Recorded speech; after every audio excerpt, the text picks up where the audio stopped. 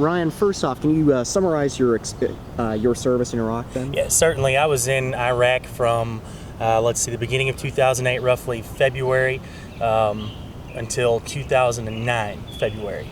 We started in Samarra, which is in more central Iraq along the Tigris River, and from there we advanced to Mosul. In Samarra we mostly did PTT missions, police transition training, so we were training Iraqi police to maintain order throughout their city, and then when we went to Mosul we were over bridge security.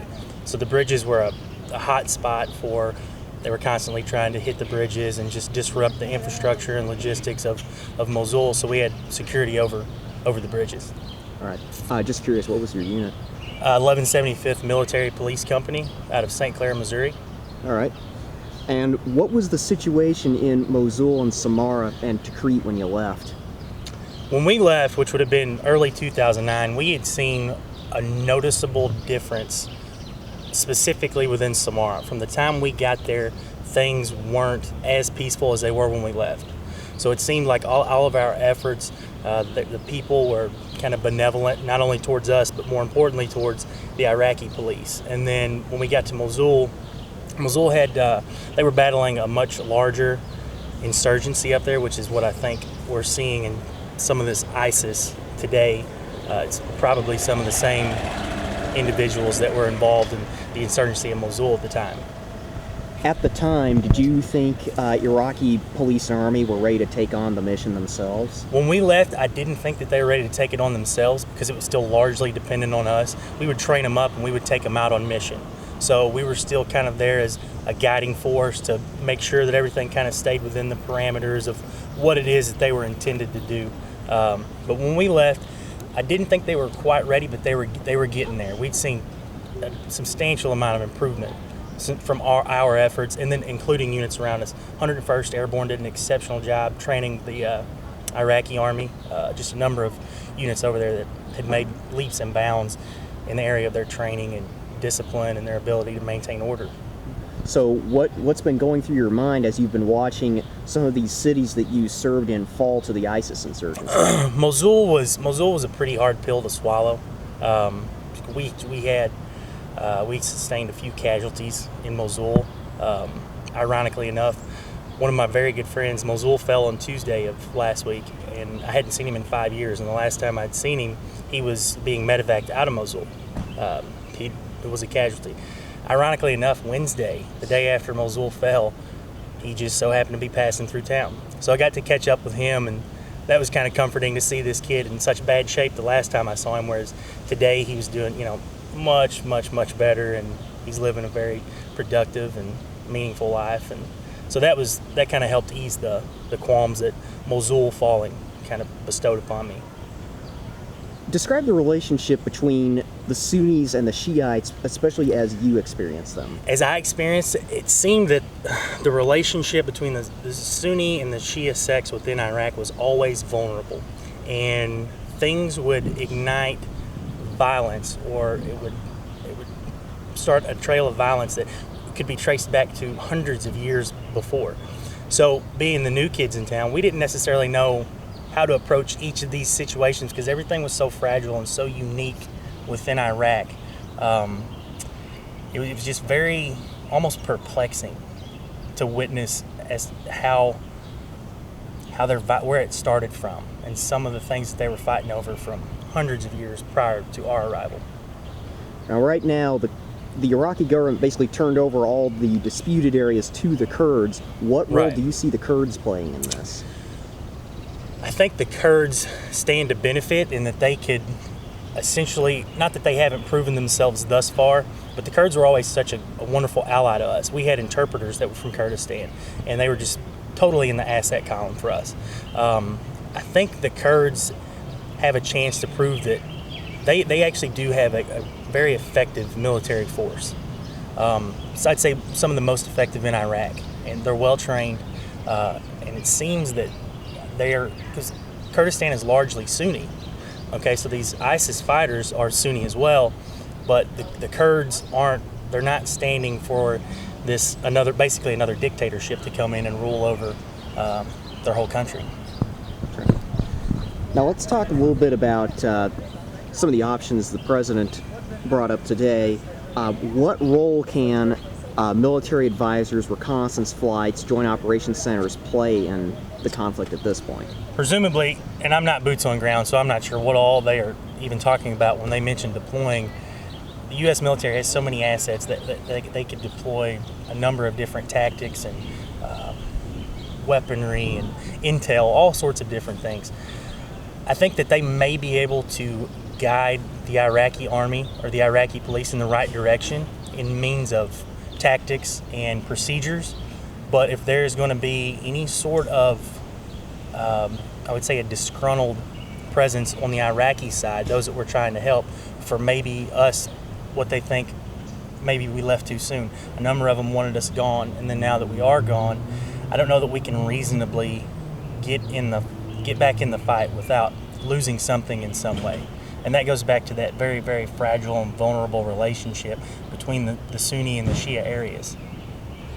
Given the fact that you guys trained Iraqi police, Iraqi military, and so far they have generally not been equal to the task, what chances do you give an effort and any sort of advisory effort now? That would be a difficult question to answer, in that they're not there to, if this is the president's plan, I don't know that they're there to go back and train these guys. And perhaps it is. I don't know, standing here in Columbia, Missouri. The chances that they could have influence, they could help them out in a major way. But in order for us to do that, we're going to have to predict the future on the battlefield, and that's never known until you're there. Let's talk about some of the limitations that these advisors, reconnaissance flights, etc., would present. The limitations, they're going to be bound by standard operating procedures and escalations of force, which our government has. And they're going up against ISIS fighters that carry no code of conduct other than there's no sort of means that won't justify the end for them. They're not bound by, like I said, codes of conduct. There's no, they're basically lawless. So it's very difficult to fight someone that has no standing of what they're limited in their capacity on the battlefield. What are some of the restrictions you guys operated under?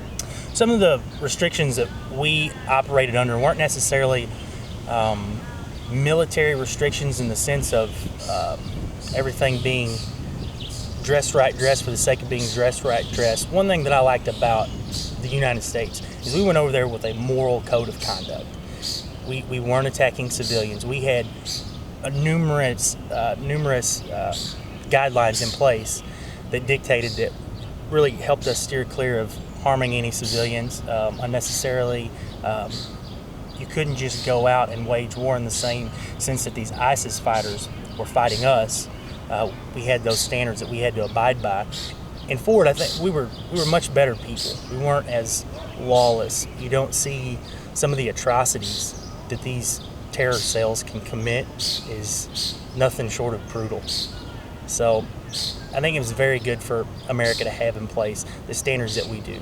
They keep us from spiraling off the edge and carrying on with some of the same tactics that these groups that the Iraqis will now be fighting. We didn't do the same things. So it's easy to find solace in that. Now let me ask you this, though.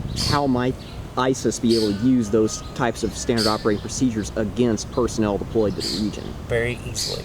Because the thing about U.S. troops is they know that we're not lawless, that we're not villainous. We don't wage just full-on combat. We still bring a moral standard to the table, and they will undoubtedly use that against us. I wouldn't want to, say how they could use it against us. If anybody's going to be there right now, I wouldn't want to mention as to how ISIS could use anything against them.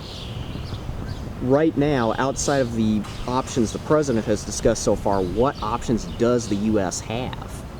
Certainly, as the United States of America, your options from a militant standpoint are limitless. We have the most vast, technologically advanced fighting force in the country. I think you've got to think about the diplomatic relations once it's all said and done.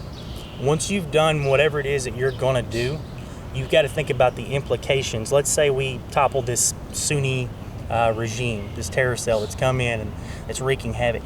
if we do that and we defeat those same Sunni groups, the implications that are going to be involved from other terror cells that sympathize with ISIS, it's very easy to create quite a few enemies if you do employ and engage forces in a militant manner. So that's something that you have to be cognizant of, is the externalities, what's going to happen from our actions.